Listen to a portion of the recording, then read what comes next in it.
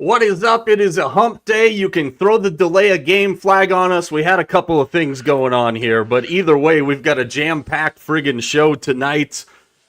Tonight on the program, why the Dodgers should panic, and not because of how the first inning started. Why Lane Kiffin, I will guarantee you, is going to be the HBC at UF. We've also got, we're going to go a little Pacific, brah, as we finish up with our NHL previews. Also talk about the frozen fail from last night. Our spotlight games, our liquid locks, so much more. Like the first time in NBA history that the same team is playing itself tonight as the undefeated Chicago Bulls are playing the Western Conference's version, which is not undefeated, Sacramento Kings. So many things to go for tonight. As always, we appreciate you joining us. We get it, as we said last night on the program. The World Series is going on. You can mute Joe. You can mute Smoltzy. Just for a little bit. No shade on them. I've talked about it plenty of times on this program. I think they do a fantastic job. Nobody captures a moment in baseball better than Joe Davis right now. That being said, as I was writing my show open tonight, guys, I literally wrote down, here's why I think the Dodgers should panic.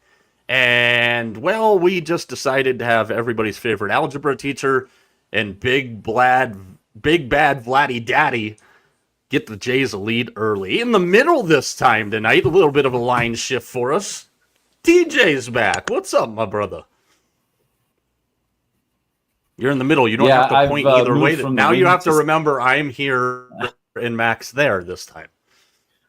They moved me from the wing to the center tonight, Coach. So I'm unfamiliar territory, but I'm going to make the best of it. I'm a creator. Yeah, one of us will probably bounce out of here in the stream anyways tonight. Seems like we're having a little bit of connection issues so far early on. We'll try and get those worked out. But plenty of stuff going on tonight. Let's go around the headlines before we dive into what we're seeing in Los Angeles. But I can't do that yet because my other co-pilot, Vegas Mac, what's going on, brother? Not a whole lot. Actually, there's a lot going on. I can't lie about that. There's a lot going on. Yeah, you liar. I know. Yeah, man. I mean, right out of the gates, I mean, Game 5, pivotal game that's really going to tell us about this whole series because, you know, we got a series now. We really, truly do. And man, oh, man, the Blue Jays, 2 big dongs right off the bat. Whoa, hey now, this is a family show. What are you doing here? Last night you pulled out money like you visited a gentleman's club. Tonight you're talking about dogs. Thank God we're on YouTube. Everybody out there that's watching us on Facebook, I get it. There was some issues last night with the Facebook feed. Hopefully that is fixed as well. But as you said, a pivotal Game 5. The Game 5 winner, 2/3 of the time, actually goes on to win the series. 6 of the last 7 Game 5 winners have gone on to win the World Series. So plenty of stuff to talk about, but let's get a little bit trendy with it before we dive into a little bit of a panic move from the Dodgers, I think, and we'll get more back into that here in just a second. But plenty of stuff to go around. And guys, I'm going to start with an audio cut, and hopefully with our connection issues here, this plays for you.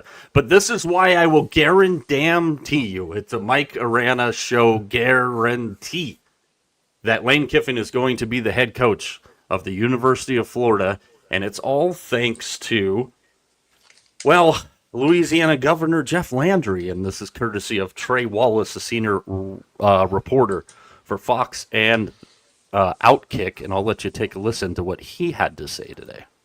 Bill. So, yeah, I absolutely. Who's that? No. I can tell you right now, Scott Woodward is not selecting the next coach. Hell, I'll let Donald Trump select it before I let him do it. I don't know. But the Board of Supervisors is going to come up with a committee, and they're going to go find us a coach. Hold on. One real quick thing on that. Because here's what y'all reporters need to do. Y'all need to start looking at who represents all these people, like these agents. You know what's interesting? If I'm not mistaken, Woodard's agent, Kelly's agent, the Texas A&M, they're all the same agent. Like, you realize if I would be, I don't know how many sports writers we got here today? Just you. We should have a bunch. Okay? Like, this is ridiculous. Just you. Lawyers would be disbarred for the way these agents act and the way they're able to represent. In fact, there's no doubt, they may even represent some of the players now. Like, it's really time for the NCAA to put on some guardrails in college sports. Because and it's fine. We don't need the guardrails. If big business want to spend all that kind of money, no problem. But if I got to go find $53 million from Kemp, it's not going to be a pleasant conversation. I'm just telling you. That was his comments. Again, that's the governor of the great state of Louisiana, Jeff Landry. And here's just some advice, Mr. Governor, sir. The athletic director he's slamming in that is Scott Woodward, who is the AD now at LSU. He was also the AD at Texas A&M when they had the gigantic Jimbo Fisher buyout. The agent that he's referring to in all that agent that represents everybody is one Jimmy Sexton, the agent for not only the guys he mentioned in that video, but also Lane Kiffin, who is at the top of everybody's wish list at LSU.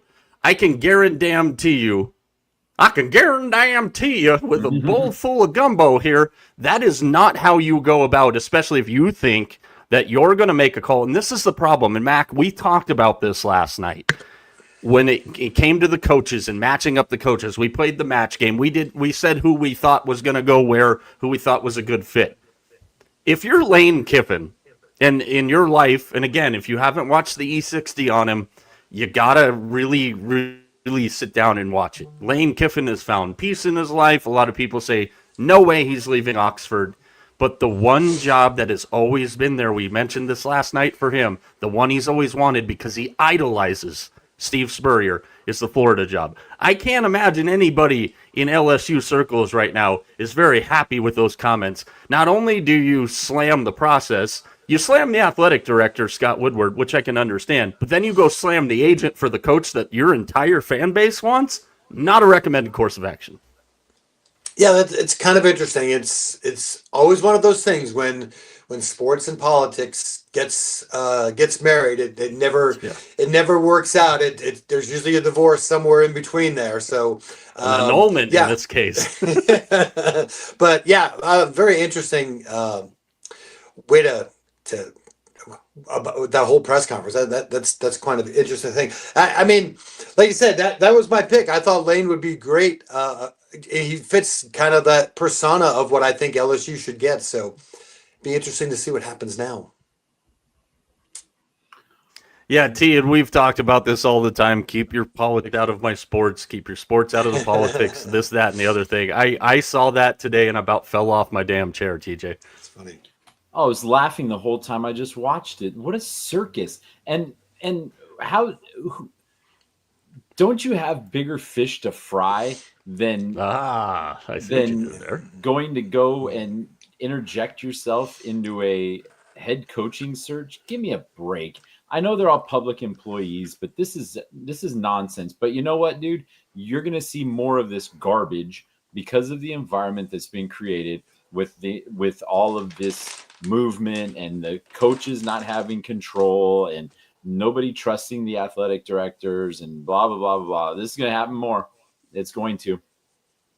I can't wait to see I can't wait to see who Gavin Newsom picks for the UCLA head coach. That's going to be fantastic. Are you kidding me? All right, before we go down that rabbit hole, we're going to move on to other things here. And this is, I saw this today, and I'm just going to read it straight from the AP report here. Brad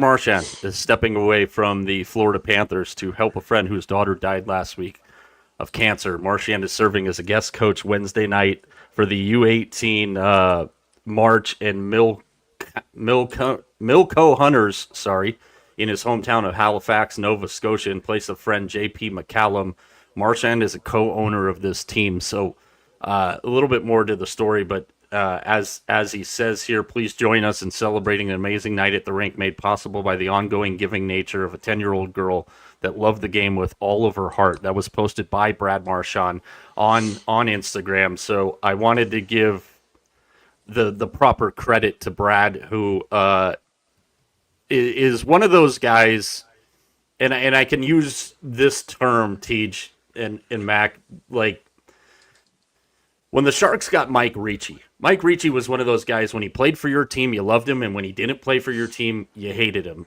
Mm-hmm. And Brad Marchand is one of those kind of guys in the current version of the NHL. I don't see anything but any way to just praise Brad Marchand, praise the management of the Panthers for being okay with this in obviously a horrible, horrible time, and shout out to Brad Marchand and the Panthers for making this happen. Well, it just goes to show you what kind of a dude he is and what kind of winning organization the Panthers have built. Like they are so with it that they can go, you know what? Take all the time you need. We're fine here. We're fine. I love this move. And you have to have the support of an organization to do this. And the Panthers are a grade A organization now. That's why people want to play there. That's why that's why they were able to re-sign everybody that they were supposed to re-sign. They re-signed them all. That's one of the reasons absolutely. why they were able Mac, to do it. I know you've got a lot of just love for Marshy from his time with the Bruins and everything. Just a stand-up dude, as a lot of us knew, but this is just kind of throwing it out there even more in the forefront, Mac. Yeah, I mean, I think the other night when he got back to TD Gardens and they, you watch his response to the video that they did. I mean, he knows. I mean, they asked him, was it the right thing to do? And he answered it the right way. He goes, yeah, I mean, for me and for my family, this was exactly the right thing to do. But he also knows what got him there. And the Boston Bruins got him to where he is now. And he showed, you could see he was very emotional that night. So, here's the thing, and we all know this, these hockey guys are really, really, they play a tough sport, a rough sport, but you'd be surprised. There's a lot of them. Hockey's a little bit different. A lot of these guys have some really, really big hearts, and not to say that other sports don't, but a lot of these hockey guys are pretty soft. Yeah. And, so again, I wanted to throw that out. Obviously it's a sad story for why it's happening, but I think proper credit due to Marshy in that situation. Let's move on to the NFL. Vikings have signed quarterback John Wolford to the practice squad as insurance for J.J. McCarthy, and the Vikings have doubled down and said this is J.J. McCarthy's team. The reason that they signed Wolford to the practice squad is Carson Wentz. He's having surgery on his shoulder. Anybody that watched that Thursday night football game saw the brutal hits that he was taking and the pain he was in, and a lot of people were kind of criticizing the Vikings about it. Wentz came out today and said, this isn't my first rodeo.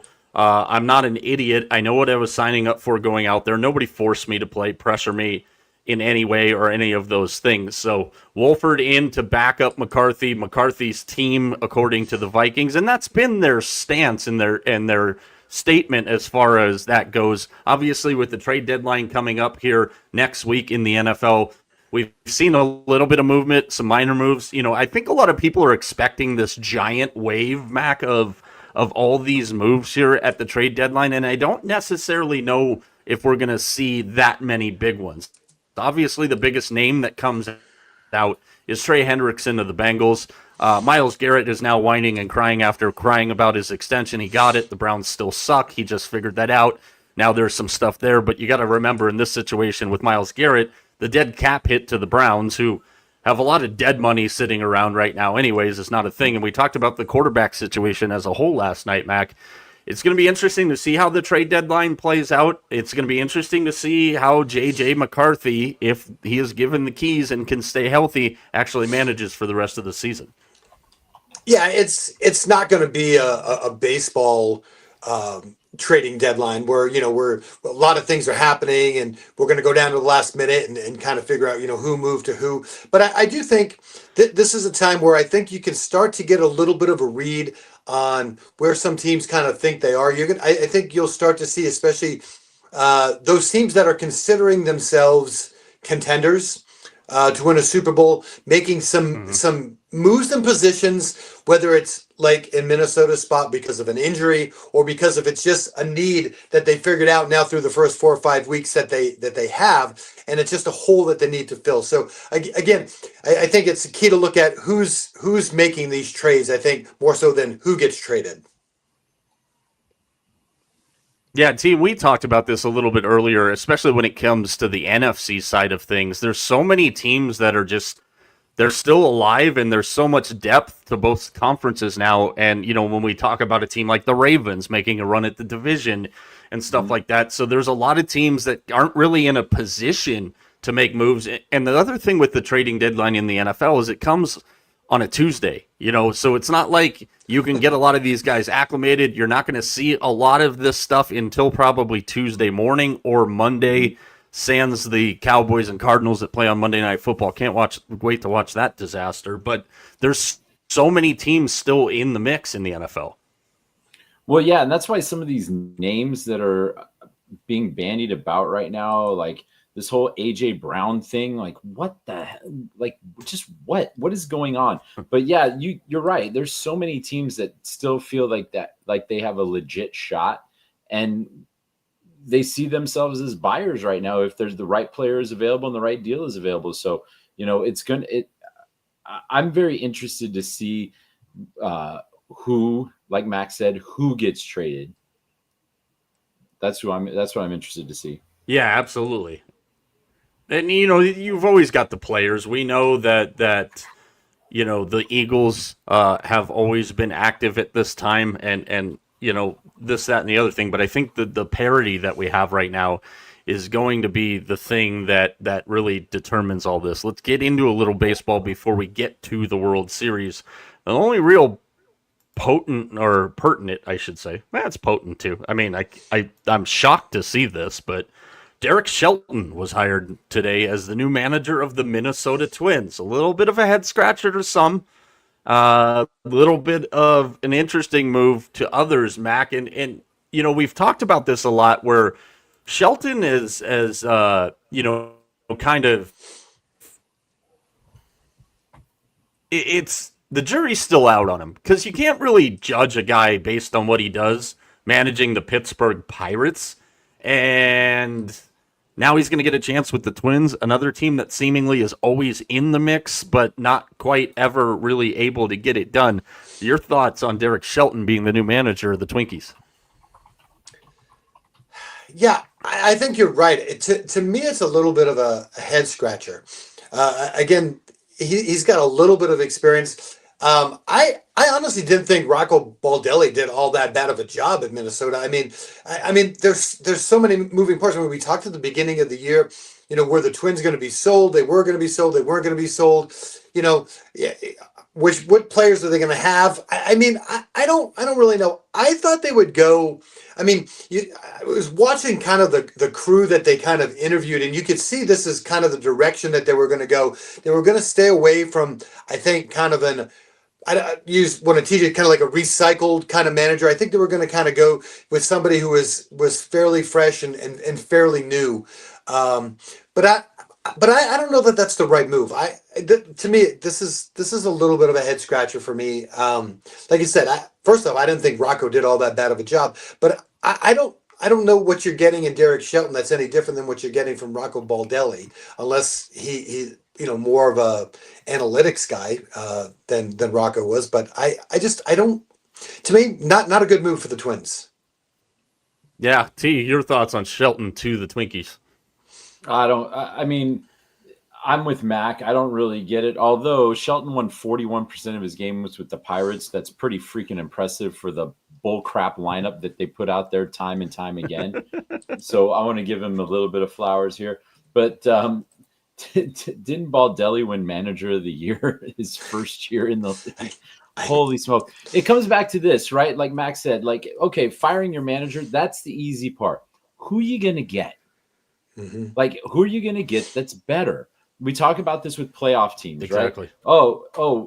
We're the Cardinals are going to make the playoffs. Really, who's going to not make the playoffs then? Because if one team goes in, another team goes out. It's the same thing with managers, right? Firing your manager is really, really easy.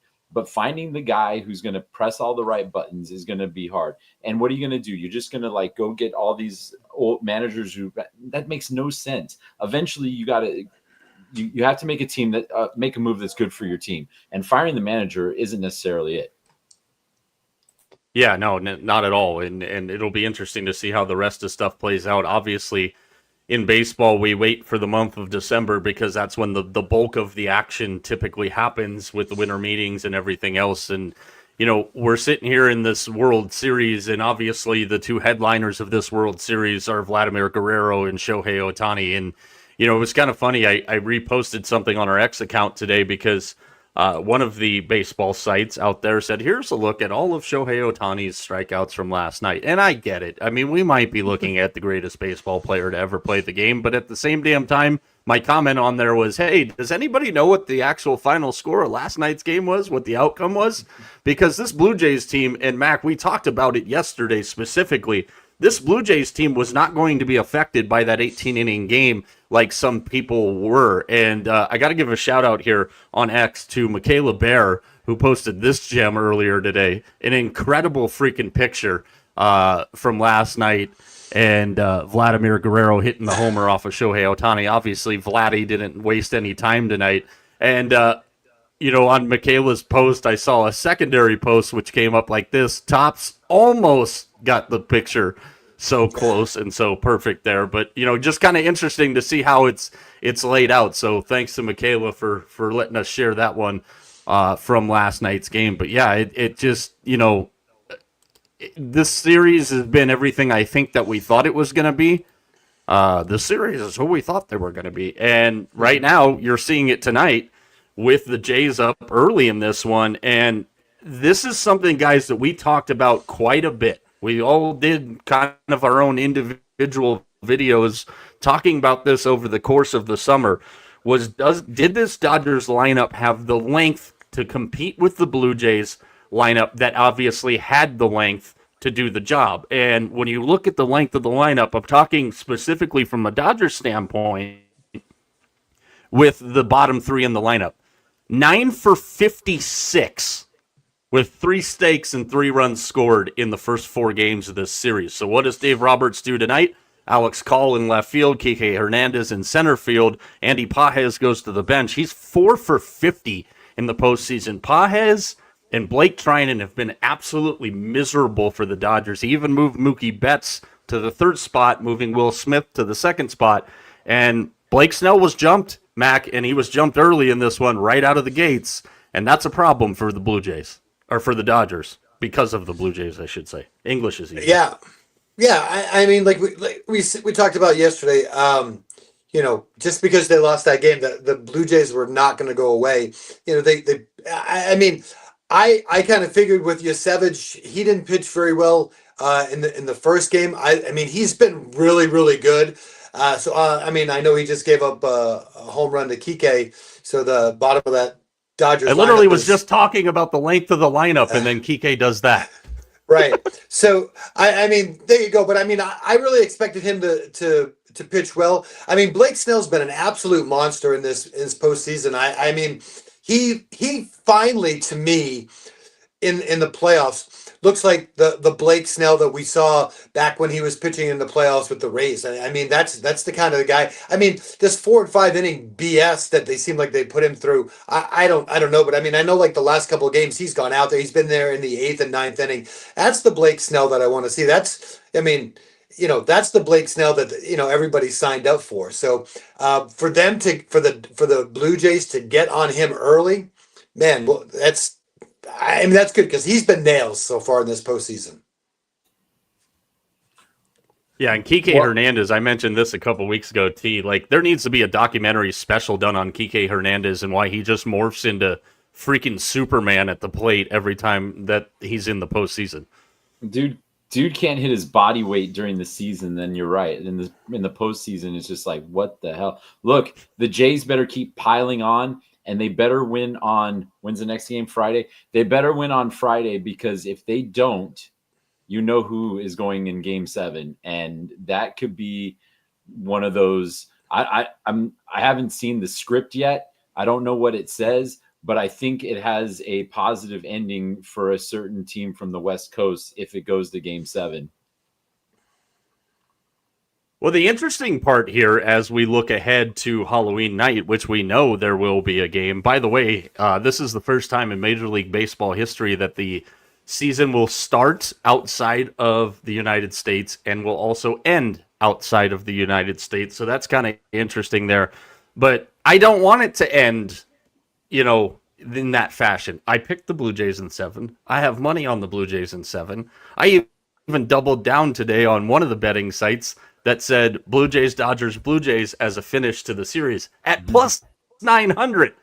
Why not double down? Who cares about hedging, right? That's not a smart bet, but I did it anyways. This is going to be interesting because we've seen these two teams, Mac, and no matter what the score is, no matter what the lead is, none of these games are ever done. The Blue Jays definitely have the advantage in the bullpen. The Dodgers bullpen has been just downright terrible all year, and it's really come to light in the postseason here.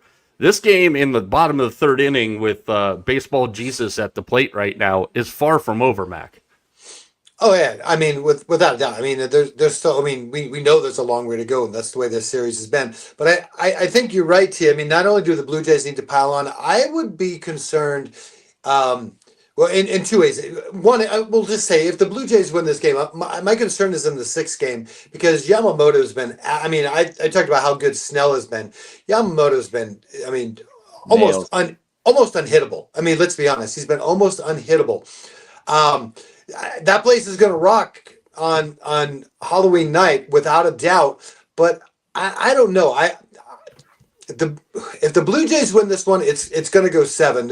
I think there's no doubt about that because I think the Dodgers will take that 6th game because Yamamoto's been that good. I just can't see Toronto being able to muster very much against him. But so the rest of this game is going to be interesting. The Dodgers, that's their only hit so far is that home run. And then again, Toronto hasn't done anything since the first inning. And, there's that old saying about those veteran pitchers like Snell. You got to get them early because if you don't get them early, you're not going to get them late.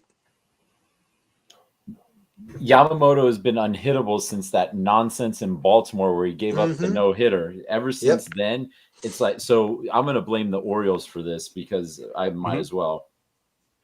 It's totally fair. Let's try and get reconnection here first. We'll start with T in the middle, but Mac, it's one of those things.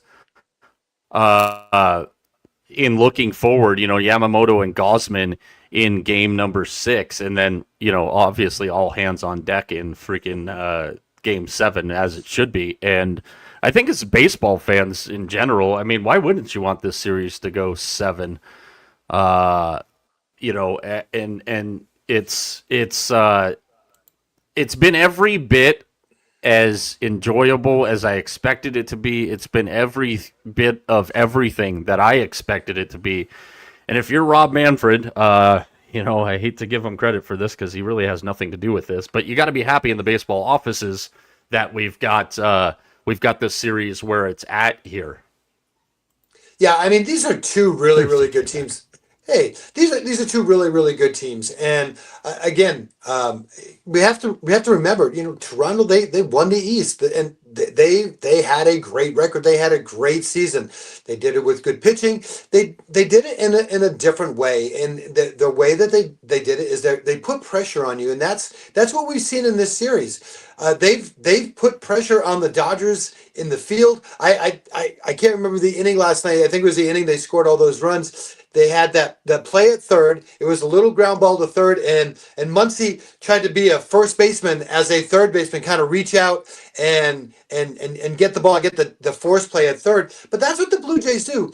You don't understand. With baseball, I mean, if you could just put the ball in play, I mean, we know baseball, we'll take it from a statistical standpoint. The greatest hitters are going to make 7 outs every 10 times up. We know that. but you take some of those other ones. If you can make contact, you're going to have a guy make an error. Maybe somebody's just in the wrong spot in the field. Putting the ball in play, and I know we've talked about a couple of players like Luis Arias. He kind of gets chewed up a little bit and spit out because this is exactly what he does. He would fit in beautifully with the Toronto Blue Jays. Takes a lot of pitches, puts the ball in play, but he gets kind of pushed aside because they say, well, he puts the ball in play too much. I don't think there's such a thing as putting the ball in play too much, because players are going to make mistakes. That's what you want. You want to put pressure on the defense, and we don't see enough of that.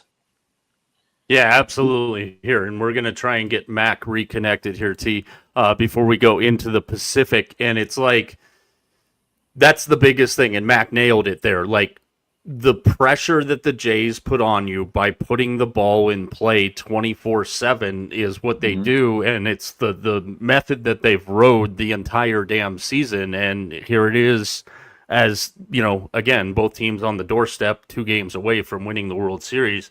This thing's been fascinating, man. As a baseball fan, I absolutely love it. Oh yeah, this has been great. I mean, even if you didn't stay up for the duration on the other night, it's still watching what happened was just bananas. I think Mac just broke maybe some hot stove dish there with the Luis Arias. Yeah, Mac's getting a head start on the winter meetings. What? No, but this has been a great series. Give me 13 of these. That's fine with me. But yeah, the Jays just pepper you. They put the ball in play, and they just come after you. We saw that in game 1. We saw it last night, and we'll see what happens the rest of the way today. Oh, there we go. Uh-oh. Dalton Varsho with the triple. We'll keep you apprised as best we can there, but let's shift over here, guys, and let's get Pacific with it, shall we? The NHL is off to a good start, other than their marketing department. Sorry, Calgary Flames, you got cut off on the graphic, but that's because you're actually worse than the Sharks this year. The Pacific Division's kind of an interesting one, and we know the heavyweights at the top, and it doesn't quite read like a lot of us would expect right now. Obviously, Vegas with the addition of Mitch Marner, and they were already loaded to begin with. But the Kraken off to a good start. The Kings, a little bit of a roll here in the last couple of games. They were kind of in one for a little bit. Edmonton below the line that matters there. This is an interesting division because I think when you look at it, it's pretty cut and dry. It's Edmonton and it's Vegas. But the starts for Seattle, the start for the Kings, even the start for the Ducks and the Canucks. Who knew I was going to rhyme tonight? It's been an interesting start to the division, but I think when we get to the end of it, guys, and the cream, so to speak, rises to the top, we know how this thing's going to go. So let's go through here on our kind of X-ray glasses, as Mac likes to refer to them to, and let's look at this division real quick. Let's go with some bomb out candidates in the Pacific Division. Start in the middle with TJ. So, it's not fair for me to call San Jose a bomb candidate because this team is so Shut young, your dirty whore mouth, and they are hands down like. They're playing pond hockey right now. They're 6'5", 7'6". This is so much fun to watch. My candidate for dive this year is the Vancouver Canucks. And it's I have them finishing 6th, which isn't dead last, but I don't think that management knows what they want to do. I think there's too much pressure from above to make this team into a playoff team, and I just don't think they have the chemistry right now. We saw what happened with JT Miller and Pedersen last year. Miller's now in New York. I just don't think this team has all. I love Thatcher Demko, but I just don't think they have the parts. I think you're going to see this team get worse before they get better. Mac, you and I have the same bomb out candidate in the Pacific Division, so I'll let you start with this because I think we might have a little bit different reasoning here. But go ahead and tell me on who's going to nosedive out of the Pacific race. I think it's going to be the Queens. I know The Sacramento Queens. They have, I mean, a good lineup. Their top nine are pretty deep. But listen, Kemper was kind of somewhat of a magician last year, and I don't know that's where I'm Last going to night. put. Yeah, I just don't know that's where I want to. I just don't trust them. That's all there's to it. And then here's the other thing about it. Can they even get out of the first round? I don't know. Probably not. Right. So that's why Depends on if they play Edmonton or not. Yeah, I mean that's why I kind of put them as my bomb candidate. Yeah, they could have a good regular season, but they are slowly, maybe not even slowly, maybe they are the Toronto Maple Leafs of that conference. It's fair. Ooh, shots fired. I agree with what you said there, but for me, when I look at the Kings, it's kind of simple. And T talked about this as we were leading into the season.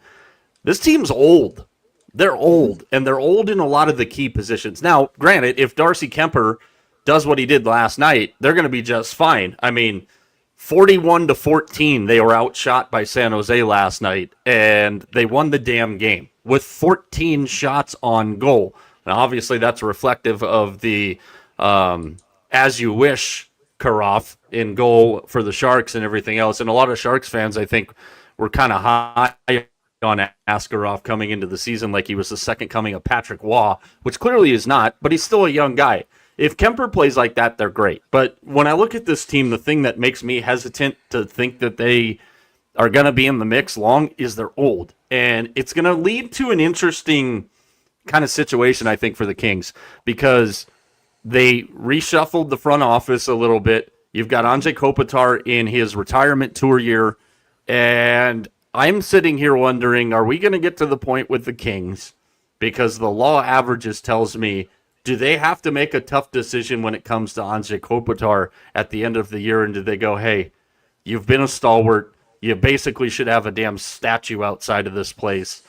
But we need to move you somewhere where you might actually have a chance to win. And that sounds preposterous, especially to Kings fans.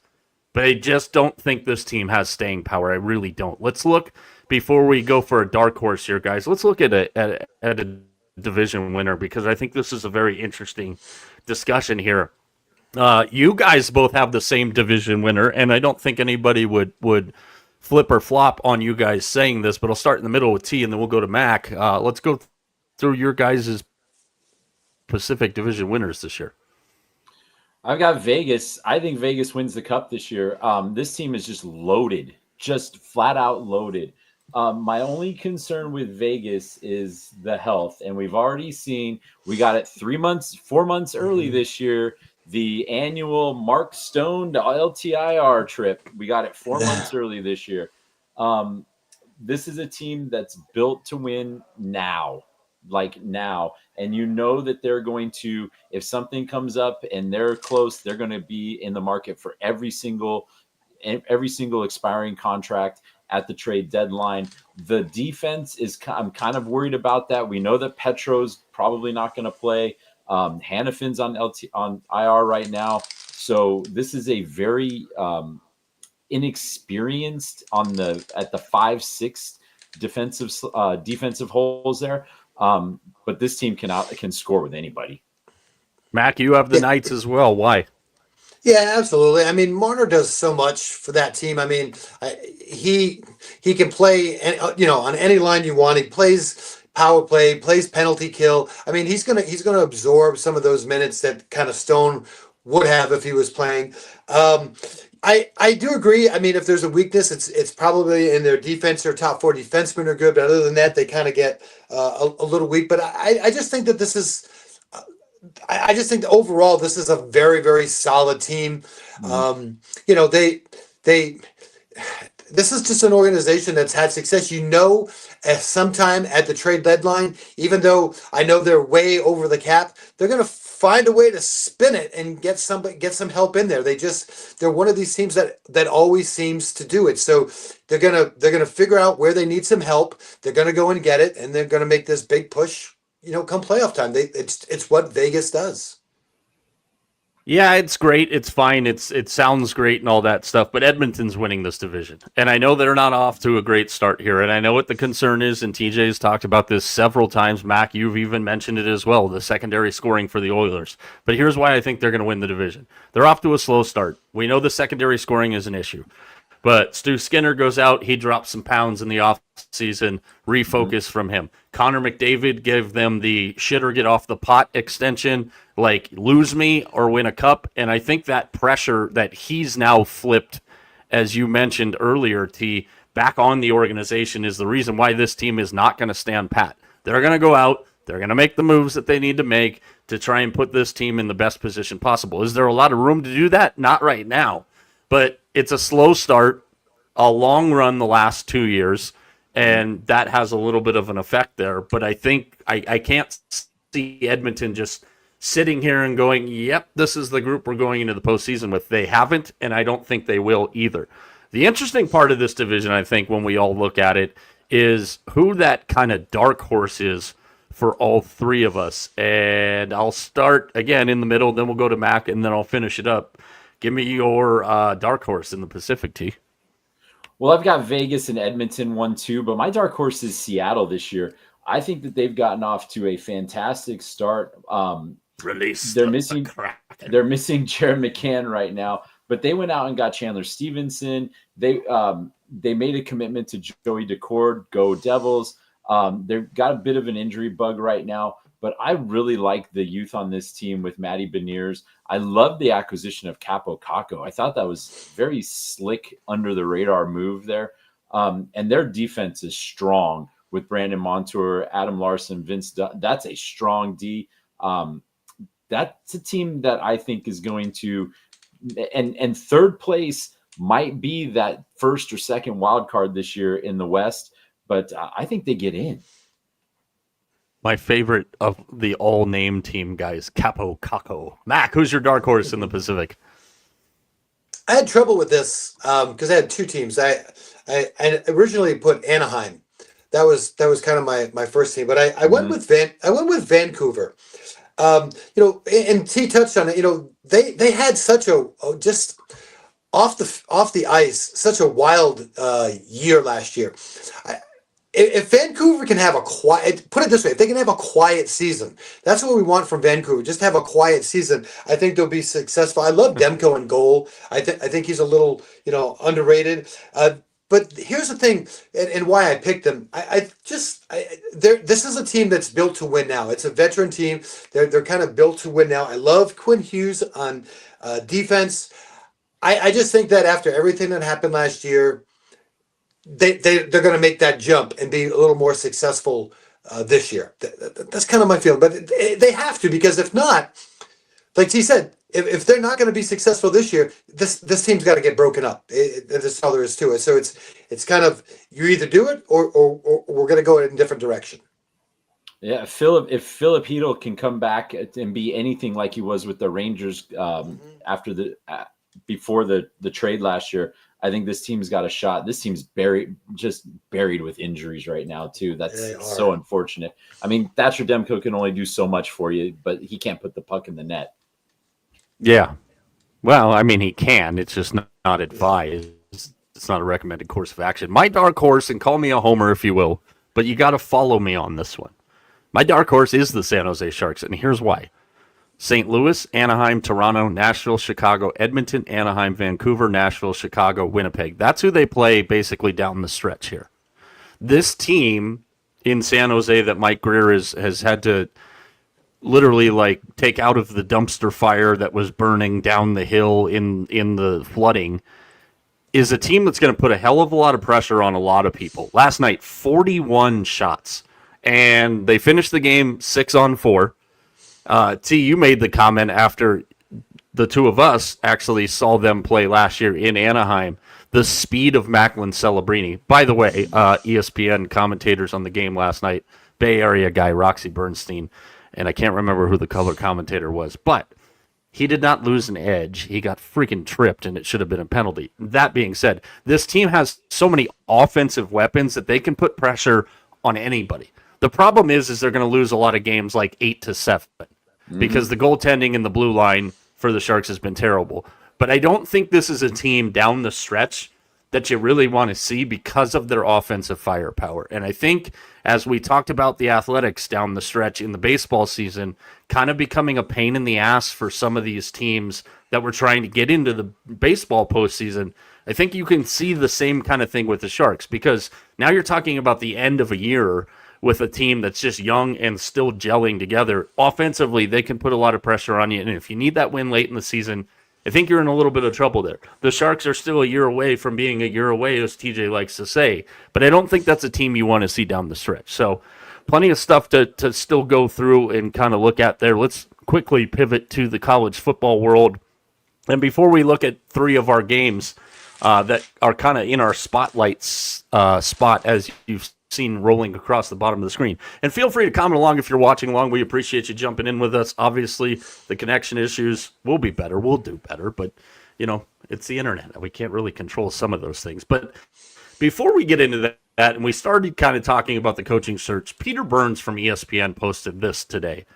I effing love this because we've talked about the ridiculousness with buyouts of these coaches. This would be absolutely phenomenal if you want to talk about a way to kind of fix college football. And you're like, well, what coach is going to sign that? Well, do the math on what Peter has up there, and you'll figure it out pretty quickly. You can go 16-0 and make $21 million in a season. Incentivize these guys for actually putting together a good program and doing a good job. I think that would be a hell of a model to go through. The bottom that is cut off down there is a $10 million buyout. Period. End of story. End of discussion. $10 million buyout. Not paying guys like, you know, Brian Kelly $50 million to go away when they've sucked and just been poor human beings. I freaking love this idea. Will it happen?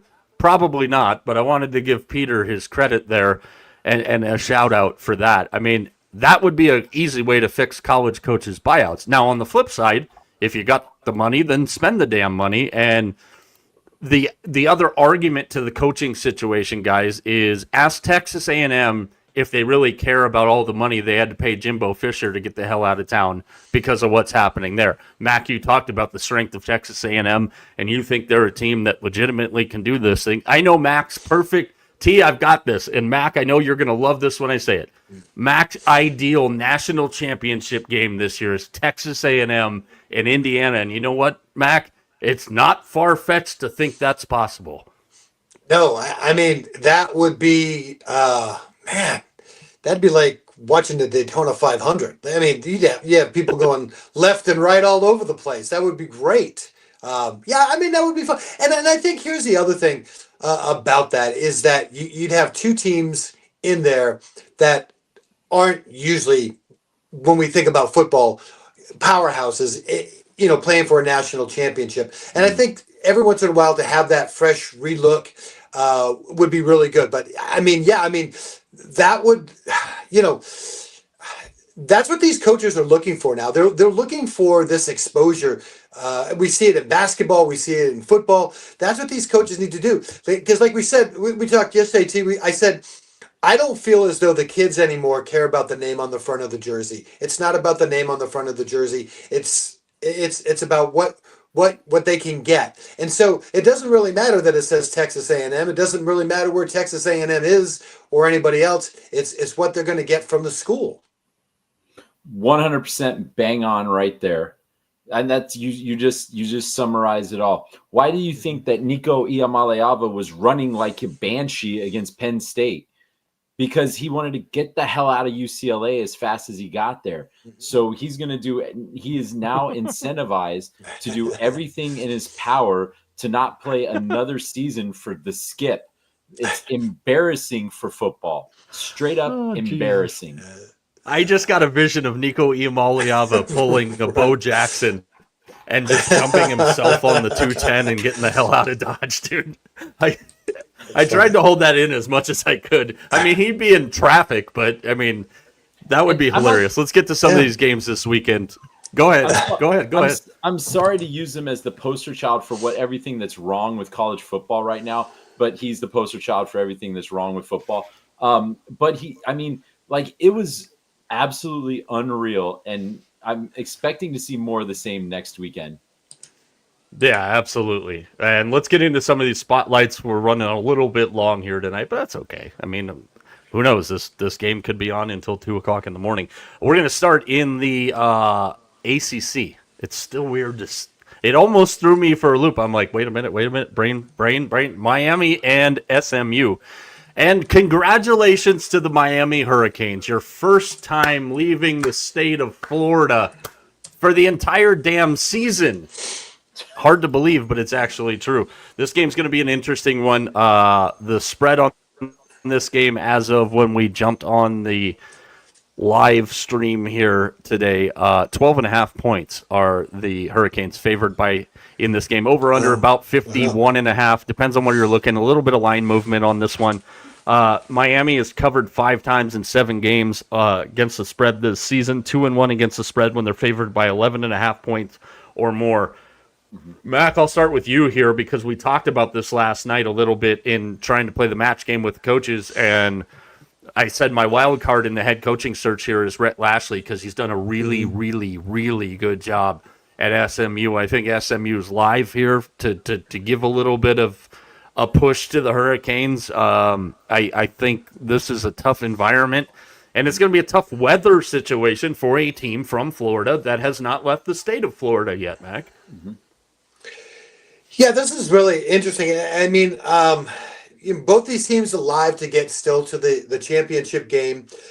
For me, this game comes down to a couple of things, and I think the first thing it comes down to is what team can manage third down. That's really what it's going to come down to for me. Kevin Jennings, quarterback for SMU, completed 50% of his passes against Wake Forest. What kind of pressure can Miami get him? I don't know if Akeem Mesidor is going to play. I think he's still questionable if he's going to play or not. And I think that's one of the big things. They need to be able to put pressure on this Wake Forest team and get them in those long third down. SMU team. Because that's exactly what Wake Forest did. I mean, that was a horrible loss for SMU last week against Wake Forest. And how did they do it? They got them into those long third down situations. So that's what, for me, that's the key to this game is how teams can kind of manage this third quarter. I'm expecting Miami to come out and kind of beat like a hurricane. I think if Miami's going to win this game, I think they need to do it early. I think they need to blow the doors off of this team. Don't give them any hope. I think the longer that SMU stays in this game, the better chance they have to win, because what SMU wants to do is they want to control the clock. They want to run the ball. Miami just got to come in, just boom, right off the bat, take that Miami early in that first and second quarter, that first half, and just kind of don't let SMU think they have a chance in this game. My guy, my favorite defensive player of all, Ruben, bring the pain, has got to show up, eh? I think this is a bad spot for SMU, even with Miami coming in, leaving the state for the first time. Terrible loss last week to Sleep Forest. They beat a bad Clemson team. They beat a bad Stanford team. But my thing here is this is an opportunity for Carson Beck to get nice and fat Matt Stafford stats here, because SMU is DFL 17th in the ACC in passing defense. I'm going to hold on to my pick here because it'll come up in Liquid Locks before we get out of here. Mac, what do you got in this one? I'm checking my notes because I don't want to make sure I say something, but I took Miami in this game. Dilly. I'm taking the Canes. I'll lay the 10.5. All right, our next one takes us to the SEC and Oklahoma and Tennessee matching up this weekend. An interesting game here.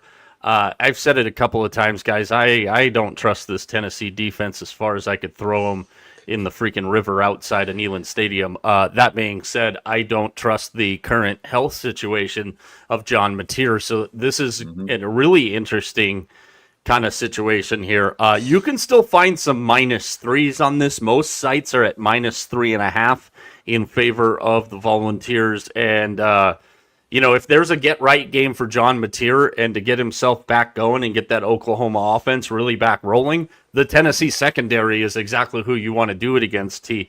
Oklahoma's defense, we know the story with them. Obviously, a Brent Venables defense is always one of the better ones, and he's really morphed this Oklahoma team in his short time there into his style of defense. I'm interested to see, because of what Ole Miss did to this Oklahoma defense, if Tennessee can really expose this Oklahoma defense as well.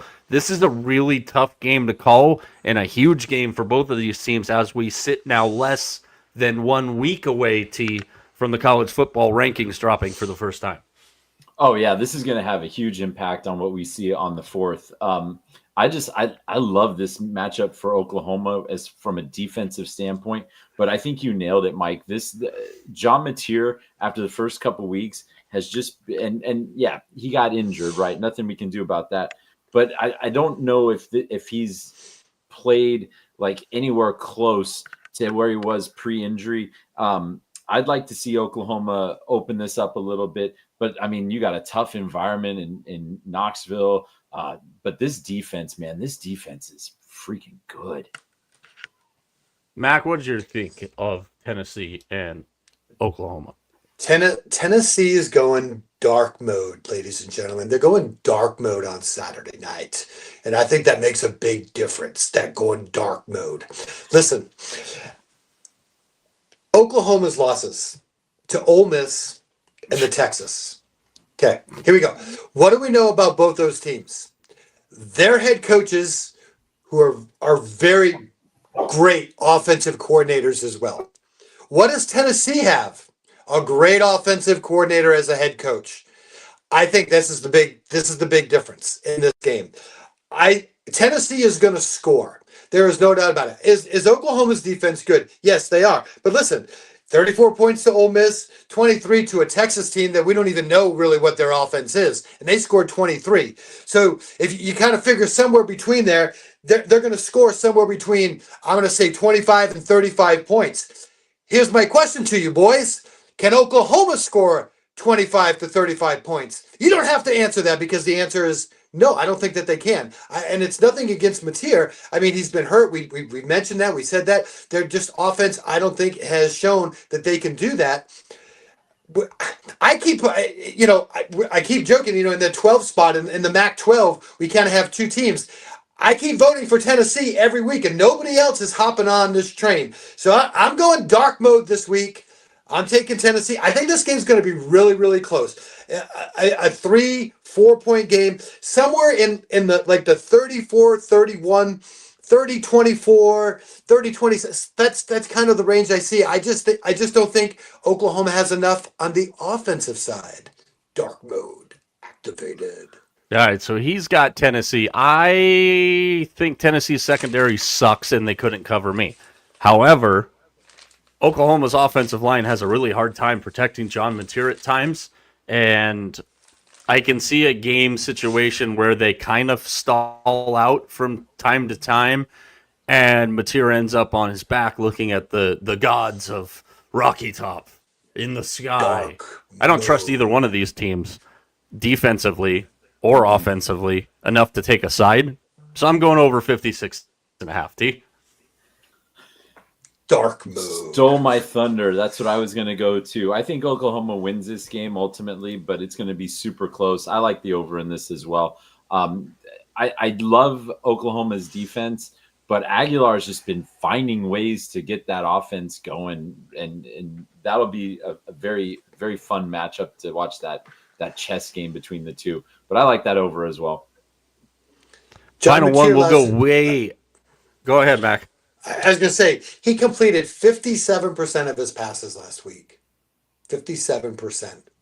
That's not good, boys. That's not good. Final one will go to Rice-Eccles Stadium way after dark for a game that is not getting any love and should get a lot of love because it's going to be a key game in the layout of the Big 12 conference this year, and that's Cincinnati traveling to take on Utah. And this is going to be an interesting one because there is a crap ton of money coming in on the Utah side of this one. Mm-hmm. I'm really interested to see how this game plays out. I think the Cincinnati team is better than a lot of people think they are. Rice Eccles is no easy place to play in. Ask anybody that's had to participate there in past years or even this year. Brendan Sorsby has played a very, very good season for Cincinnati. Their quarterback, their junior quarterback, 1,843 yards, 20-1 on the TD to interception ratio for Sorsby this year. And they've been good and they've been solid. Now they're on the road, and that's going to be the interesting part here. And what do? Well, he went on the road, and Sorsby did, and put up 388 on Kansas. Okay, Kansas sucks. He put up 284 on Oklahoma State. Well, Oklahoma State sucks. I get where you're all going to go with this, but I'm telling you, don't sleep on this Bearcats team. And I'm going to sit here and in my pick for this game, guys, with it hovering right around that sweet spot of 9.5, 10.5, depending on where you're looking. I am all over the Bearcats this weekend because we know Devin Dampier is not fully healthy for Utah. We saw Utah put one on Colorado last week. That's Colorado. This is a different animal in Cincinnati, but Cincinnati hasn't seen anything like Rice Eccles. I'm going to take the Bearcats, and I'm stalking this line, and that's playing with fire sometimes. But I'm going to stock this line, Mac, and take the Bearcats. But I'm waiting to see if maybe it hits 11, maybe it hits 11.5, because there is a lot of steam on the Utah side. So the strength of this Utah team is running, and where they like to run, they like to run outside. They like to go off tackle. And what that does really is kind of eliminate that first line, that the defensive line. And so what you're looking at in this is, where's the strength of Cincinnati's defense? Well, there it is. Their linebackers, Jake Golday, Jonathan Thomas, Jake Dingle. And here's the other one you have to remember. Antoine Peak Jr., he is the best safety in the country in defending the run. And that's what Utah tries to do. They try to get outside. So I like that part of what Cincinnati does. Remember, Cincinnati had a pretty good run last year. The reason that they struggled is because teams started playing man-to-man against them, and their receivers couldn't get any separation. So that's why they went out and they got Allen and Goody and Caldwell to get that separation. Here's one for you. Sorsby, he is second in the nation in passing in zone, in man coverage, 91%. The only one better than him is Sayin in Ohio State. That is it. What does Utah do defensively? 54% of the time, they are in man defense. Mike, what this sounds like to me is a nice win for the Bearcats. Oh, I was not expecting that. Neither was I. Holy smokes! But listen, here's the one other thing we have to worry about. We don't know if Dampier's playing now. Kyle Whittingham, we know how he is with quarterbacks, right? I mean, he doesn't give us anything. As far as we know, the third quarterback in this game may be Cam Rising, for all we know. Oh Jesus! Now you're gonna trigger TJ. Stop it. The only way that's going to be worse is if you. That was a low blow. Coming in. Jesus. You go ahead and follow that shit, T. Hey, the Bearcats better worry about my boy John Henry Daly. That's what they need to worry about. So him and his 9.5 sacks. Look, the couple times that I've watched Utah this year, I watched them against BYU, I watched them against Arizona State, and I watched them against Texas Tech. I thought the Texas Tech game was kind of like a one-off because of the quarterback situation. I thought that the game against BYU, I thought they played hard. I think that BYU is a great team, and they totally dismantled an ASU team, even though they were shorthanded as well, but they literally took them out of their game. I love this Utah team at home. I think they win this game. I'm going to take the Bearcats because 10 points is hard to turn down, but I think Utah wins this game and makes the best conference that you're probably not watching just that much more interesting for another week. Yeah, a win there for Utah would put them at 4-2, drop Cincinnati to 5-1, and obviously BYU at the top of the conference right now, tied with Cincinnati. So a big game here as we look forward. And let's pivot to the NFL. I gotta say this because it was just on the TV screen. Can we stop with this bullshit at games of like showing the celebrities that are at? I could give two shits that Andy Garcia is at this game, sitting there in a suit and not really paying attention. Hey, did you know that Jason Bateman's a Dodger fan? Well, you should if you've watched the World Series, because he's been on my effing TV screen for, I don't care. Why do we do this at these games? It adds nothing to a broadcast. It adds nothing to my wanting to watch the game. I want to see some guy cussing himself out for making a bad play. I could care less that all these celebrities are here. Just make it effing stop. Sorry. Now let's go to the NFL. I want to see the guys doing freaking keg stands in the parking lot. Yeah. Show me the fans. I don't, like, Andy Garcia couldn't have looked any more disinterested in a 3-1 bottom of the 5th inning Game 5 of the World Series. Who gives a shit? Seriously. You know what people do give a shit about? The NFL. Well, after last weekend and blowout weekend, I don't totally know that, but we're going to focus on the last 2 games of this NFL Sunday here. And obviously the big one, Chiefs and Bills. We know the stories. We know everything behind it. We know the whole deal, and the Chiefs have seemingly found their stride and coming into their own. Obviously, freaking, yeah, I have a conversation with Mama Mac here. No, there's not. Not in my sports. Keep celebrities out of my freaking sports. I could give 2 shits. She's just worried. He's pitching his ass off right now. She's just worried that if they don't show celebrities, they're not going to show T Swift anymore, and she's going to be very disappointed. Good. She's not. You know what? Even Taylor Swift hates the Dodgers. Anyways, speaking of Taylor Swift, Chiefs and Bills from Buffalo, and interesting here in Buffalo, Kansas City is a 2.5-point favorite. Over under sitting at 52.5. Patrick Mahomes, guys, as we sit here in game number 9, is at 2,099 yards for the season, 17 touchdowns and 4 picks. We had the conversation. You missed out on it last night, T, so I wanted to give you a chance to start here before I show Mac why he's in trouble when the show is over with something else that just came across our comments. And feel free to comment along if you're watching along. Jonathan Taylor is 18-1 to win the MVP, and we talked about this last night. I think the next closest guy you have to strongly consider, and I believe the odds show this respectively, is Patrick Mahomes. And since you are the go-to Chiefs guy, you are the Chiefsaholic on this show. Chiefs, Bills, big time. Can somebody get the 2 seed behind the Colts here? A lot of stuff to take into this game on Sunday afternoon.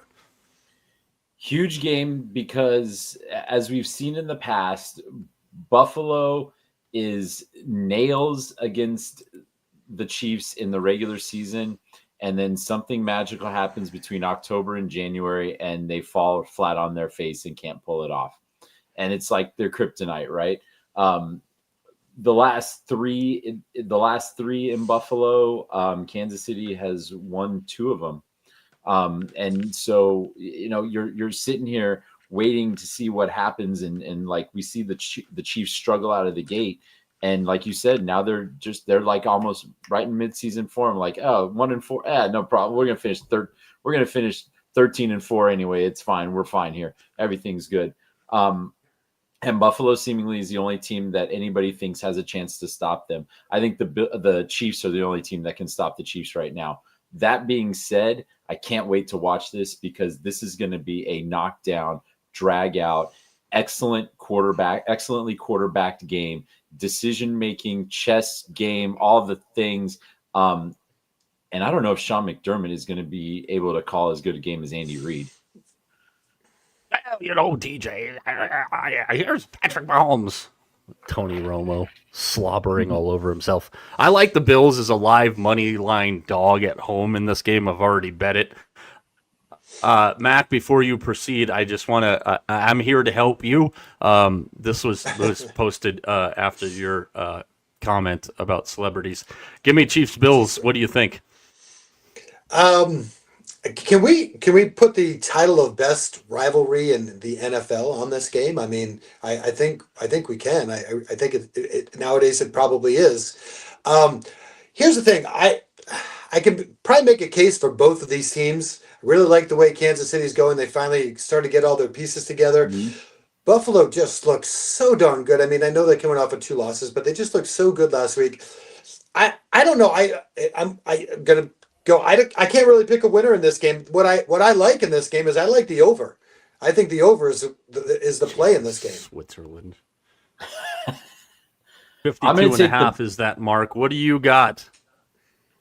I'm going to take the Bills because they're at home and it's October, or to be November. Sorry, I'm going to take the Sound Bills logic because there.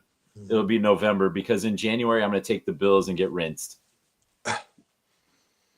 You savage at 10 strikeouts right now in the game. I need a few more runs here, guys. Can we get Blake Snell out of the game so that Dodger bullpen starts throwing batting practice, please? Thanks, Doc Roberts. Final game we're going to talk here before Liquid Locks, and we'll get up on out of here.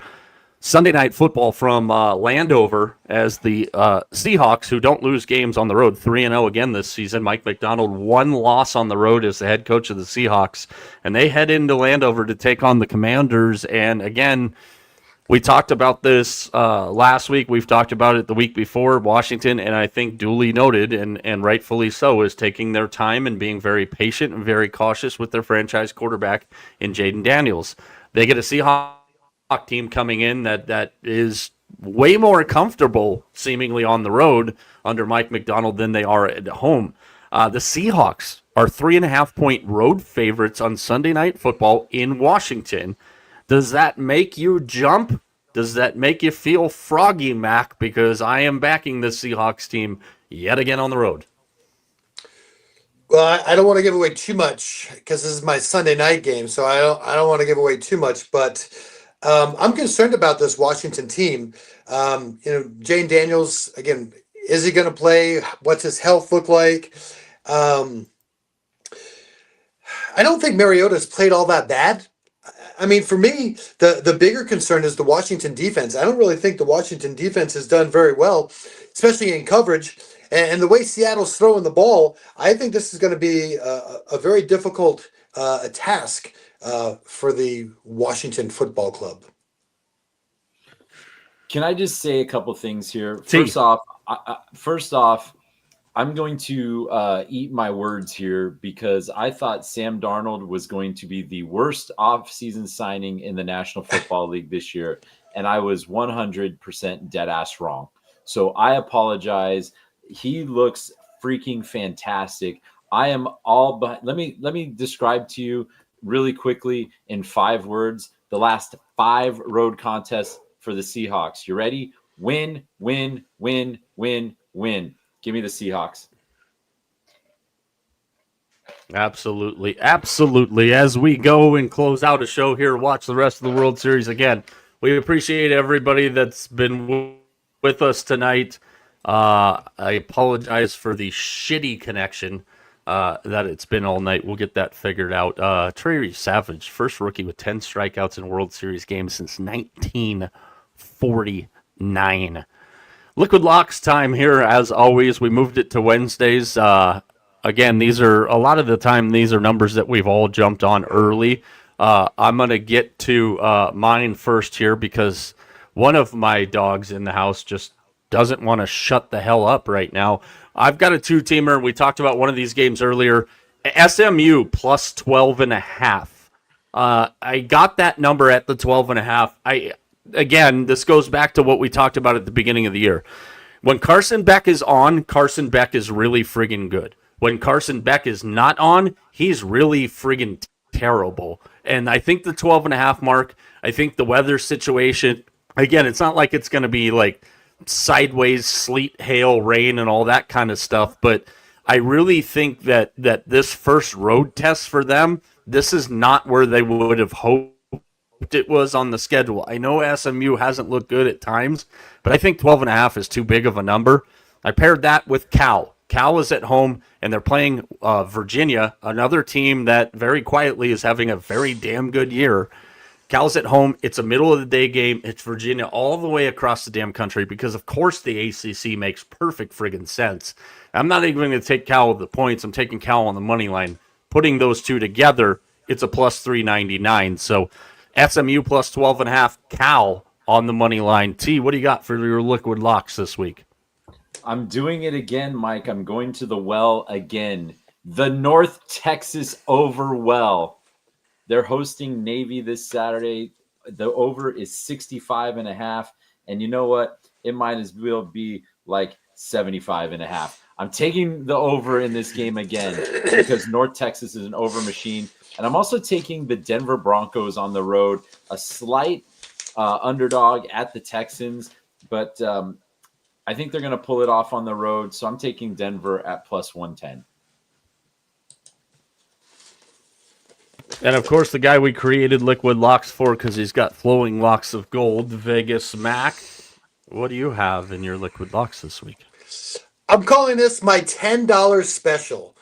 And here's why I'm calling it the $10 special. How many times are you going to recycle that $10 bill? I still got it. Listen, I'm calling it the $10 special because you could go to both of these games for $10. The first game, Syracuse and North Carolina, it only costs you $4. You can get into that game for $4. I'm taking Syracuse. There you go, sweetie. I'm taking Syracuse minus the 2.5 against North Carolina because who knows what's going on there. And then I'm going to take what I have left, that's $6. I'm going to go watch Virginia Tech play Louisville. I'm taking the Cardinals minus 10.5. $10, 2 games, can't beat it. I love this guy. There's times I don't even know what to say half the time. I should almost let him sign us off from time to time. Interesting thing about Navy, guys. When we look at the layout of this group of 5 team, the one team that nobody's talking about is Navy. They're undefeated. They're still very, very, very much in the mix here. Like, this is something to keep an eye on. And maybe this weekend, who knows? I mean, Mac will obviously be in attendance for that, and he can grab himself a Big Mac on the way in, and he's good. Wow, the Big Mac probably puts you over 10. You gotta scrounge up a couple of those $1 bills. So that's right. Interesting stuff. Tomorrow, lunchtime live, 11:30 on the West Coast. Friday, same thing, same bat time, same bat channel. We've got a couple of things coming up here that I'm really, really excited to tell you guys about as we go forward and move through what's coming up for us. Some additional programming, some new things on the program, lots of fun stuff. Final words for the evening. I'll start on the far side. Vegas Mac, what you got? I'm excited because the next time we meet, World Series, we'll probably know what that means.